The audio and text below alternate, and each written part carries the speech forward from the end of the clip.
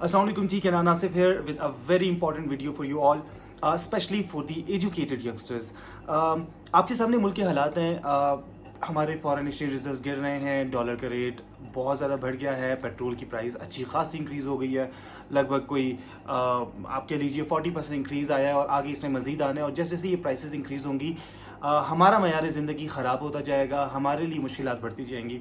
अब इसमें जो सबसे ज़्यादा अफेक्ट होता है ना, जो तबका है वो मिडिल क्लास है, वो नौकरी करने वाला तबका है, वो वाइट कॉलर जो जॉब्स होती हैं उनको करने वाला तबका है। देखिए अमीर बंदे का मसला नहीं है, वो कहीं ना कहीं उसके पास फाइनेंशियल रिसोर्सेज अच्छे खासे हैं। दूसरा ये है कि जब उसको कोई चीज़ महंगी पड़ती है तो वो आगे से उस चीज़ की कीमत को बढ़ाकर उतना ही अपना प्रॉफिट मार्जिन बढ़ाता है, बल्कि उससे ज़्यादा बढ़ा देता है। जो गरीब बंदा है, जो गरीब तबका है, एक तो उनकी ज़रूरियात उन्होंने अपनी बड़ी लिमिटेड रखी होती है, उन्होंने आपको एक सर्टन लाइफस्टाइल का आदी बनाया होता है। और फिर उसमें एक इंपॉर्टेंट चीज़ ये होती है कि अगेन आप देखिए ना, सब्ज़ी वाला होगा, रेडी वाला होगा, रक्शे वाला होगा, तो वो भी महंगाई के तनाजुर में महंगाई की वजह से अपने रेट्स को बढ़ाता जाएगा।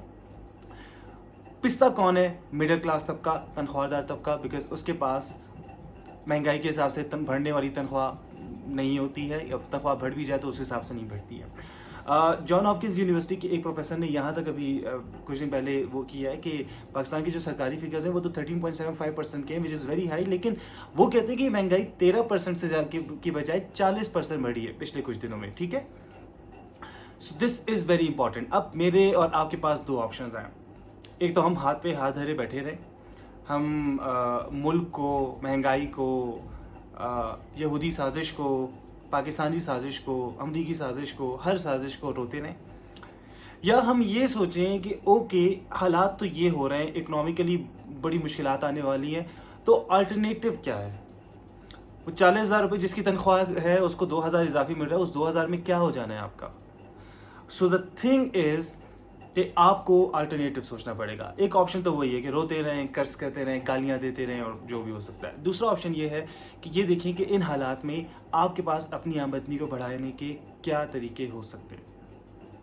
सबसे इम्पॉर्टेंट ये है कि हमारी जो आदतें हैं बतौर कौम, वो ये है कि हमें हमारे माँ बाप फीड करते आते हैं हमेशा।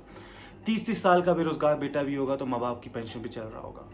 दिस इज़ वेरी रॉन्ग, क्योंकि आप बाकी सोसाइटीज़ को देखें तो 16 साल की उम्र में लड़का निकल जाता है काम करने के लिए, अपनी पढ़ाई के अखराजात खुद उठाता है, तो वो अपने पैरों पे बहुत जल्द खड़ा हो जाता है। एक तो हमारे अंदर वो वाला ट्रेंड भी नहीं है। तो इट इज़ वेरी इंपॉर्टेंट कि हमारे यंगस्टर्स जो हैं वो अब थोड़ा सा इस सिलसिले में आगे आएँ, और जो अपनी 9 to 5 जॉब कर रहे हैं वो तो कर ही रहे हैं, लेकिन इसके अलावा अपना कोई अल्टरनेटिव सोर्स ऑफ इनकम ढूंढें। अब different alternative sources of income हो सकते हैं, वो आप बहुत बेहतर जानते हैं, मुझसे बहुत बेहतर पता है, लेकिन मैं यहाँ पर एक स्पेसिफिकली एक अल्टरनेटिव सोर्स ऑफ इनकम के बारे में बात करना चाह रहा हूँ, which is digital earning, which is freelancing, which is anything that you do digitally, जो आप घर बैठ के कर सकते हो। क्योंकि हमारा वाइट कॉलर वालों का मसला ये है ना कि हम तो मास्टर्स करके, MBA करके हम तो रेडी भी नहीं लगा सकते, हमें तो उसमें भी शर्म आती है। सो वी वांट समथिंग जो घर बैठ के इज्जत से हो जाए, जिसमें कोई ये उंगली ना उठाए कि मास्टर्स करके तुम रेडी लगा रहे हो, मास्टर्स करके तुम चिप्स बेच रहे हो। तो उस चीज़ को देखते हुए the only viable option that I can see for the youth is freelancing, is digital earning, और ये बहुत ज़रूरी है। अब डिजिटल अर्निंग या फ्रीलांसिंग में आपके पास जो बहुत इंपॉर्टेंट मामला है जो आपको देखना है वो ये है कि हमारे यहाँ फ्रीलांसिंग में लोग जाते हैं, फाइवर पे अकाउंट बनाते हैं, काम नहीं कर पाते, ऑर्डर्स नहीं मिलते, डिस्करेज होते, छोड़ देते हैं। आप देखिए हमेशा फ्रीलांसिंग करते हुए ना नौजवान एक गलती करते हैं, क्योंकि मैंने कभी नहीं की, बट ऑब्जर्व करता हूँ, बात करता हूँ, तो एक चीज़ समझ आती है कि वो उसी चीज़ को बेचते हैं जिसको वो बना सकते हैं। मार्केटिंग की जुबान में हमेशा एक चीज़ कहते हैं कि do not sell what you can make, make what you can sell. वो मत बेचो जो तुम बना सकते हो, क्योंकि वो पता नहीं उसकी डिमांड कितनी है। वो बेचो, वो बनाओ जो तुम बेच सकते हो। अब फ्रीलांसिंग में कुछ स्किल्स ऐसे हैं जो बहुत काम आते हैं।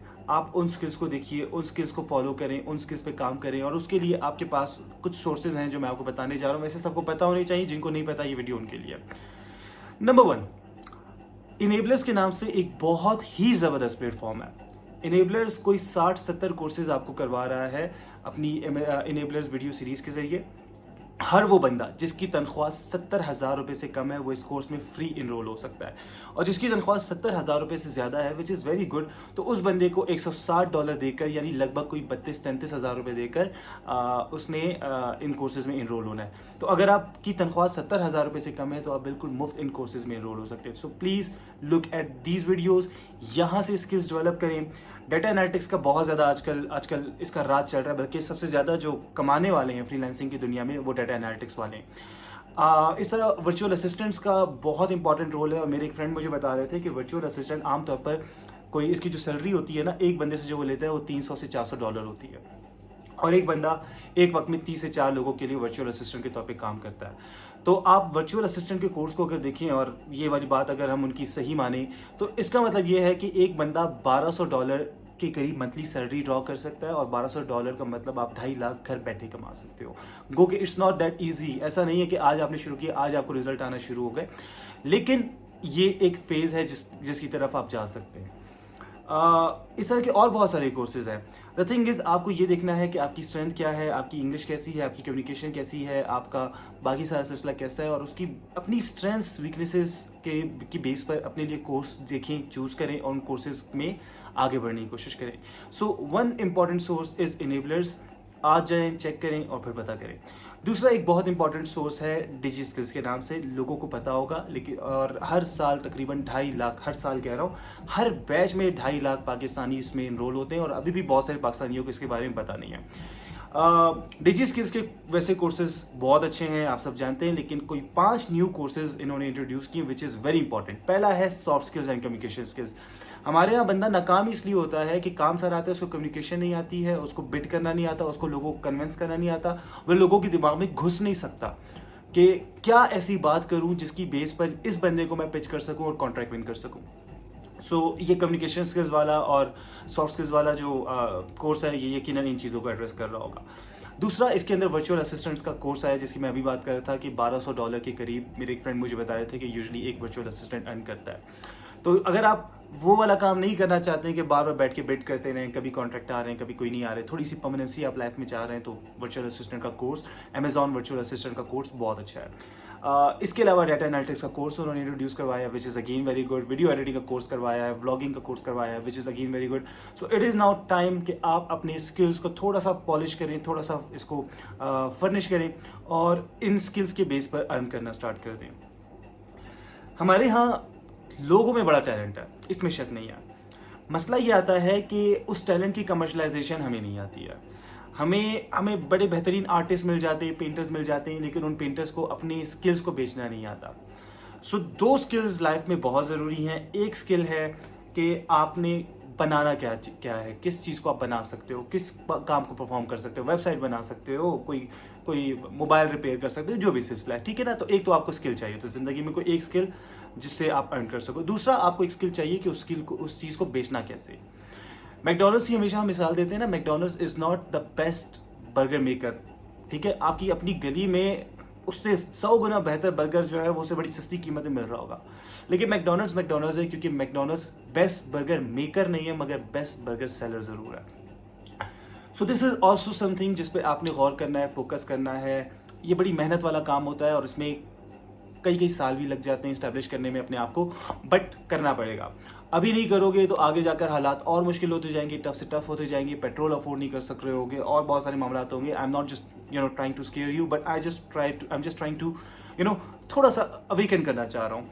तो ये स्टेप्स लें, अपने डिजिटल स्किल्स को इन्हेंस करें, और डिजिटल स्किल्स को इन्हेंस करने के लिए जो ट्रेनिंग्स हो सकती हैं, जो कोर्सेज हो सकते हैं, यूडेमी पर बड़े अच्छे फ्री कोर्सेज मिल जाते हैं, तो udemy.com पे जाएं, डिजी स्किल्स के कोर्सेज में इनरोल हों। अभी आज 13 जून है तकरीबन, तो आज के अब तक के जो कोर्सेज हैं वो तो वहाँ पे फिल हो चुके हैं, वो स्लॉट्स पूरी हो चुकी हैं इस बैच की।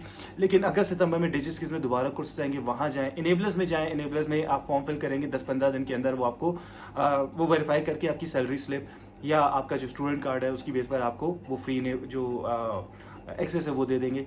So please go develop your skills को सीखें और स्किल्स को बेचने का स्किल्स सीखें, ठीक है।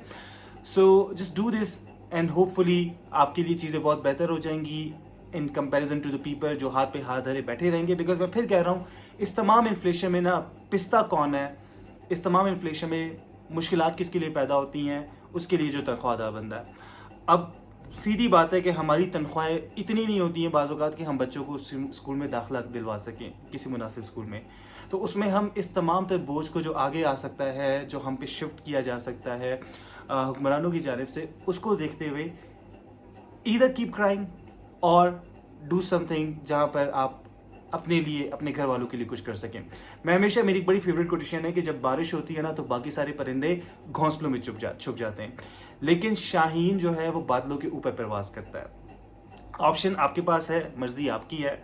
चाहें तो बारिश के डर से घोंसलों में छुप जाएं, हुकूमत को गालियां देते रहें, चाहें तो इस सिचुएशन को अपने हक में यूज़ करें, बिकॉज जितना डॉलर महंगा हो रहा है उतना आपकी अर्निंग बेहतर होती जाएगी। सो प्लीज़ कोशिश ये करें, लाइफस्टाइल आपका ये हो कि आप डॉलर्स में कमाएं और रुपयों में खर्च करें, और फिर वो जो एक सेटिस्फेक्शन फ्रॉम लाइफ होती है ना, उसके मज़े जब आप लेंगे ना, आपको लग पता जाएगा। Thank you so much. I hope this video help. कोई क्वेश्चन हो तो प्लीज़ लेट मी नो।